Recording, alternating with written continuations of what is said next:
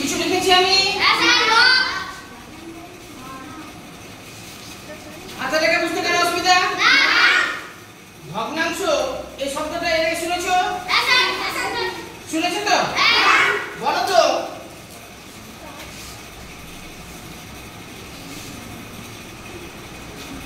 এখানে 8, এই 8টাকে আমরা কি বলবো? লব। এই 8টাকে আমরা কি বলবো? লব। আর এই 9টাকে হর। অর্থাৎ যেটা বড় নিচেরটা সব সময় হচ্ছে আমাদের বড়। সব সময় হবে তা না, ঠিক আছে? আমি পরে বোঝাচ্ছি। এটা হচ্ছে আমাদের হর আর এটা হচ্ছে আমাদের লব। এই নিয়ে কারো কোনো প্রশ্ন? না। দেখো সাধারণভাবে এটাকে কিন্তু আমরা একটা ভগ্নাংশ বলি, ঠিক আছে? এটা হচ্ছে আমাদের একটা ভগ্নাংশ।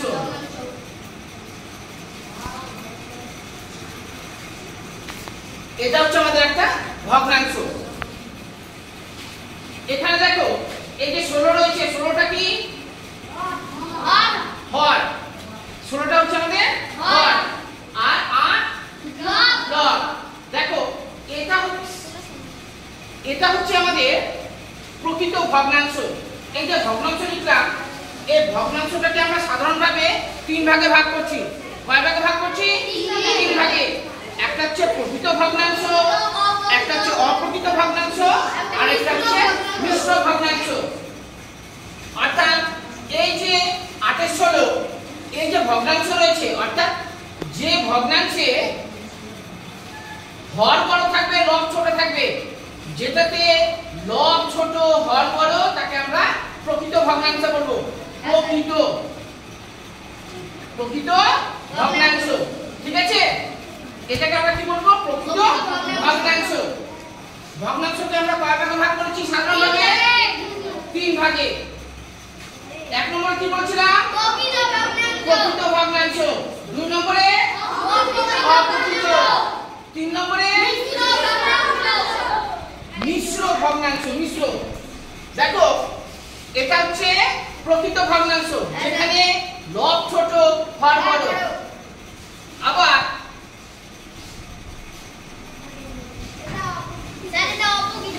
দেখো এখানে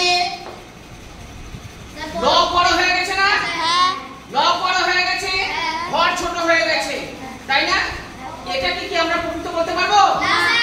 এটা হচ্ছে আমাদের অপ্রকৃত।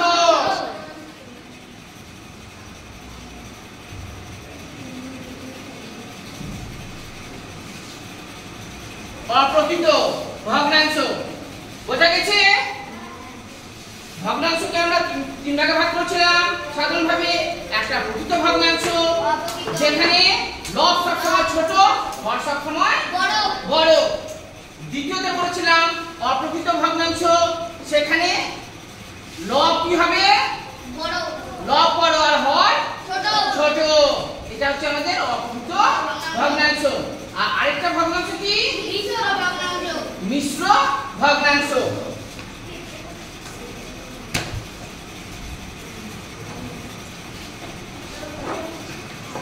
দুই পূর্ণ দিনে 4। অর্থাৎ এই যে ভগ্নাংশটা রয়েছে এটা হচ্ছে প্রকৃত ভগ্নাংশ, যেখানে লব ছোট হর বড়। এটা প্রকৃত ভগ্নাংশ, যেখানে হর বড় লব বড় হর ছোট, সেটাকে আমরা অপ্রকৃত ভগ্নাংশ বলছি। আর যেটা পূর্ণ সংখ্যায় থাকবে সেটাকে আমরা কি বলবো? মিশ্র ভগ্নাংশ।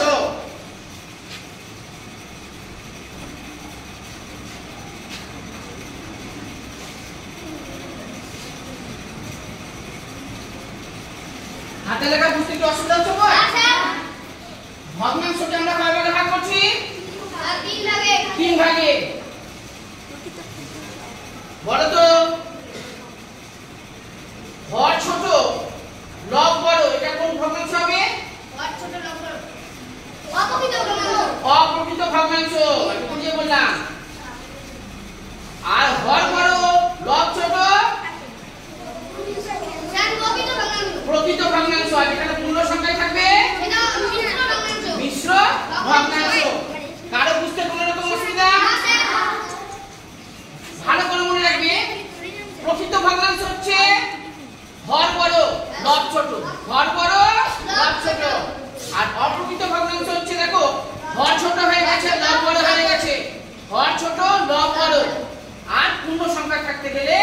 এটা মিশ্র ভগ্নাংশ। বোঝা গেছে?